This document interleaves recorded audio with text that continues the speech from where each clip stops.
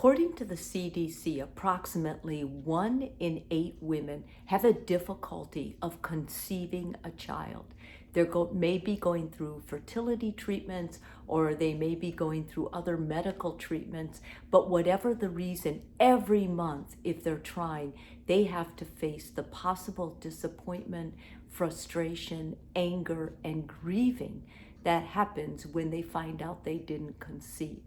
If you're the friend of one of these women, then you may be walking along this path with them, and you may start feeling guilty. You don't want to talk about your own kids or your own upcoming pregnancy because you don't want to hurt your friend.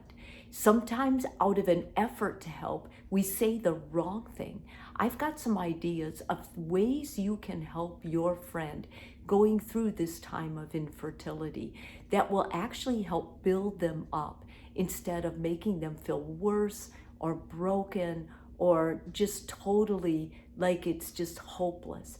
The first of these is, don't be a fixer. It's not your job to fix the situation. You cannot rescue them.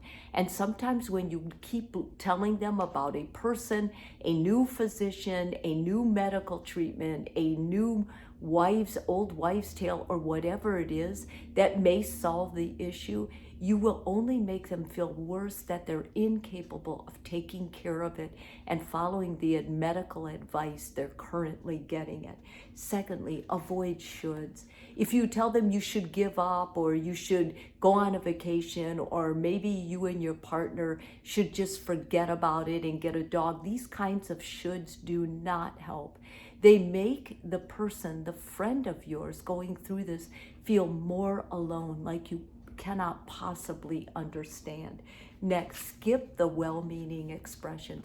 Things like God has a plan and maybe it's not meant to be are things that actually make your friend feel like they are totally out of control. And when you're going through this, you already feel out of control. And not only that, if God has a plan and He's not blessing them as part of that plan, think about how that may feel for them if they have a strong faith and they believe in God, but yet they feel like they're not good enough. Keep these expressions to yourself. Don't share them with your friend. This is not the time, and it won't be helpful. Keep your pregnancy woes or your child rearing woes to yourself. The reason I say this is when someone is going through infertility, it actually makes them feel worse if you're complaining about your kids or your pregnancy. They would give anything to change places with you. And when you're complaining, it makes it sound like what they really want is something they shouldn't want. Like if you're complaining about it, they almost feel like, why couldn't that have been me then? I would have never complained. And it makes them feel distant from you, like you're not as close to them as they thought you were. And this is unsettling to them, especially at this time. Don't exclude them. If you're getting together with your girlfriends and some of them have kids, make sure you invite your friend. Trust her to make that call, like, no, I don't want to do it right now, or I can't do it.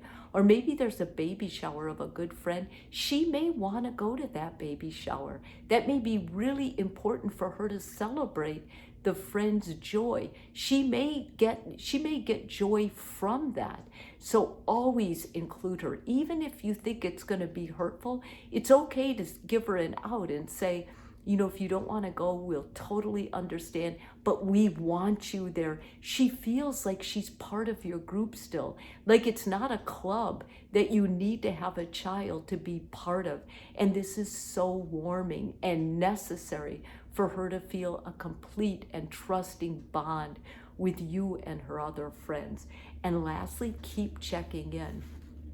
Sometimes when the news is not good and people keep asking, how is it going? How is it going? Any new news? That can get old and it can make your friend feel worse.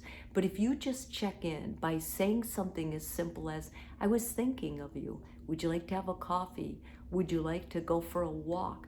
Tell her that she is so important to you, that you pray for her every day, and that you want to be here with her. You want to take these steps with her.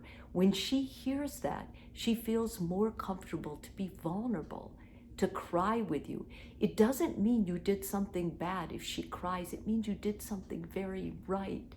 Just stay there and be comfortable with it. Be comfortable with the presence of being with your friend, with or without a child or good news.